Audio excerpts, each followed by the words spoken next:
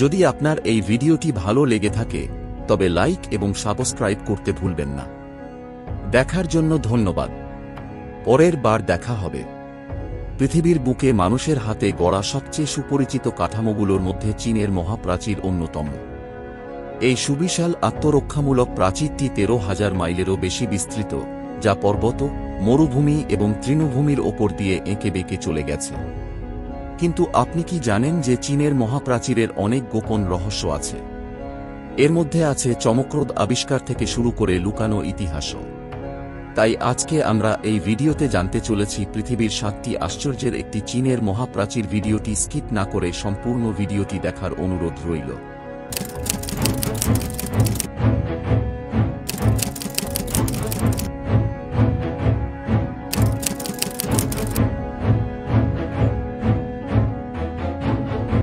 এই iconic landmark সম্পর্কে বেশিরভাগ মানুষই অনেক কিছু জানে না। তাই আজ আমার সাথে যোগ দিন, আমরা সেগুলোই জানতে চেষ্টা করব। প্রথম রহস্যটি হল, মহাপ্রাচীর আসলে কোনো একটি মাত্র দেয়াল নয়। বেশিরভাগ মানুষ এটিকে একটি অবিচ্ছিন্ন কাঠামো মনে করে, কিন্তু এটি ঠিক নয়। আসলে মহাপ্রাচীরটি দেয়াল, পরিখা, প্রহরা, মিনার এবং দুর্গগুলির এক বিশাল নেটওয়ার্ক দিয়ে গঠিত। এগুলো সবই বিভিন্ন রাজবংশ দ্বারা শত বছর ধরে নির্মিত হয়েছিল। প্রাচীরের প্রধান উদ্দেশ্য কেবল আক্রমণকারীদের বাইরে রাখা ছিল না, বরং সীমান্ত নিয়ন্ত্রণ করা, বাণিজ্য নিয়ন্ত্রণ করা এবং সাম্রাজ্যের অন্যান্য অংশের সাথে যোগাযোগ স্থাপন করাও ছিল এর উদ্দেশ্য। জনপ্রিয় বিশ্বাসের বিপরীতে, যারা এই প্রাচীর নির্মাণ করেছিল তাদের অধিকাংশই ছিল বাধ্যতামূলক সৈনিক, কৃষক এবং দোষী সাব্যস্ত অপরাধী। দ্রুত সৈন্য ও রসদ চলাচলের জন্য তাদের সকলকে রাস্তা এবং পথের একটি সিরিজের মাধ্যমে সংযুক্ত করা হয়েছিল। প্রাচীরের প্রাচীনতম অংশগুলি খ্রিস্টপূর্ব 7ম শতাব্দীর প্রথম দিকে, যুদ্ধরত রাজ্যগুলির সময়কালের। তবে প্রাচীরের বেশিরভাগ অংশ খ্রিস্টপূর্ব 3য় শতাব্দী থেকে 16 শতাব্দীর মধ্যে নির্মিত হয়েছিল। শ্রমিকদের জীবন ছিল কঠিন এবং অনেকে ক্লান্তি বা অনাহারে মারা গিয়েছিল, কিন্তু তারা দাস ছিল না।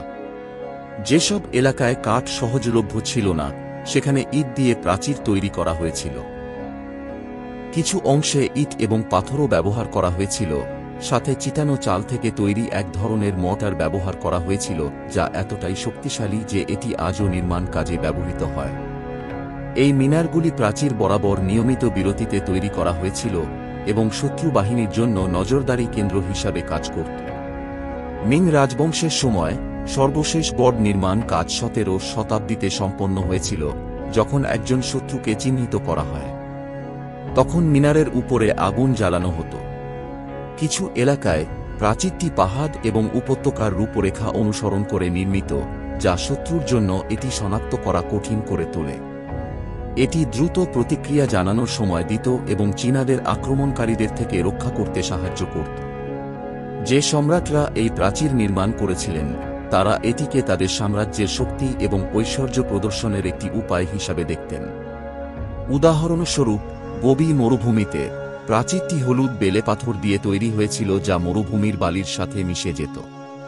এটি প্রাচীরকে কম স্পষ্ট করে তুলেছিল এবং শত্রুদের লক্ষ্যবস্তু করা কঠিন করে তুলেছিল। পরবর্তী রহস্যটি হল, মহাপ্রাচীর একবারে নির্মিত হয়নি। এটি 2000 বছরেরও বেশি সময় ধরে বিভিন্ন অংশে নির্মিত হয়েছিল। প্রাচীর বরাবর পোস্ট হাউসগুলির একটি সিরিজ ছিল, যেখানে বার্তাবাহকরা বিশ্রাম নিতে এবং ঘোড়া পরিবর্তন করতে পারত। মহাপ্রাচীর বরাবর যোগাযোগের এই রূপটি চীনা সামরিক ও রাজনৈতিক ব্যবস্থার একটি গুরুত্বপূর্ণ অংশ ছিল, যা সম্রাটকে সীমান্তের ঘটনা সম্পর্কে অবহিত থাকতে এবং তার প্রতিক্রিয়া সমন্বয় করতে সাহায্য করত। মহাপ্রাচীর সম্পর্কে আরেকটি আকর্ষণীয় রহস্য হল, এটি দাসদের দ্বারা নির্মিত হয়নি। উদাহরণস্বরূপ, একটি কিংবদন্তি বলে যে প্রাচীরটি ইয়েরেন নামে এক জাদুকরী জাতির দ্বারা নির্মিত হয়েছিল, যখন আরেকটি কিংবদন্তি বলে যে এটি দানব এবং অশুভ আত্মাদের দূরে রাখতে নির্মিত হয়েছিল। তবে এই কিংবদন্তিগুলো এই প্রাচীন কাঠামোর রহস্য এবং কৌতূহল বাড়িয়ে তোলে। শ্রমিকদের কাজের বিনিময়ে সামান্য বেতন এবং খাদ্য ও বাসস্থান দেওয়া হতো। আরেকটি রহস্য হল, মহাপ্রাচীর বিভিন্ন উপকরণ এবং কৌশল ব্যবহার করে নির্মিত হয়েছিল। সবচেয়ে সাধারণ উপাদান ছিল র্যামড আর্থ, মাটি, বালি এবং পাথরের মিশ্রণ যা সংকুচিত করে কঠিন ভরে পরিণত করা হয়। প্রাচীর তৈরিতে ব্যবহৃত উপকরণ এবং কৌশলগুলি স্থানীয় ভূখণ্ড এবং উপলব্ধ সম্পদের উপর নির্ভর করে পরিবর্তিত হতো। তবে এটি এমন বড় প্রকল্পগুলির মানব মূল্যকেও স্মরণ করিয়ে দেয়। প্রাচীর সাম্রাজ্যের মূল্যের একটি কঠোর অনুস্মারক।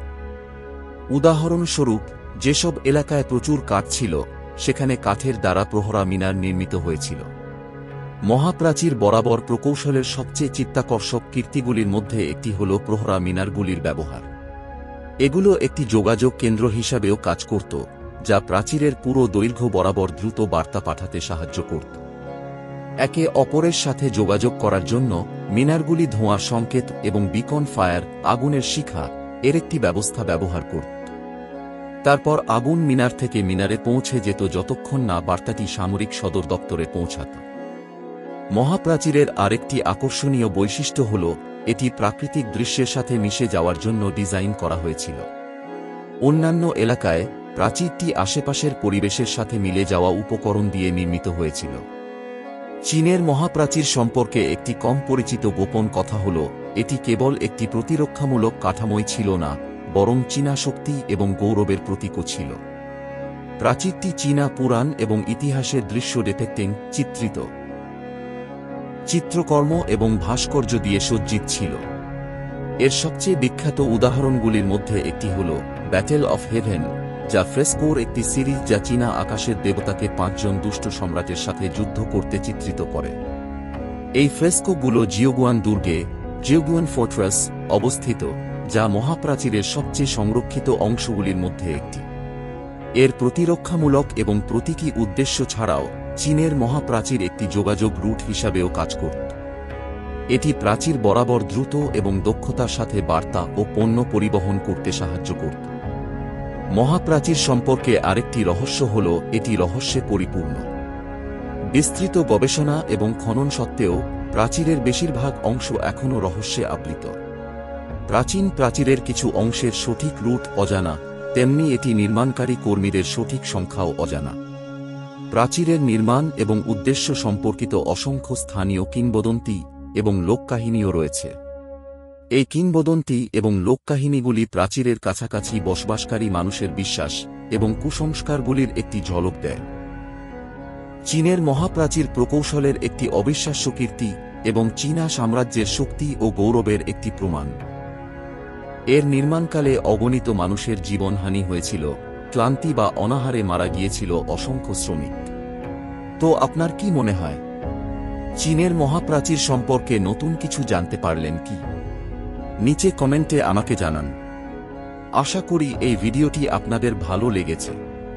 যদি আপনার এই ভিডিওটি ভালো লেগে থাকে তবে লাইক এবং সাবস্ক্রাইব করতে ভুলবেন না। দেখার জন্য ধন্যবাদ। আসসালামু আলাইকুম।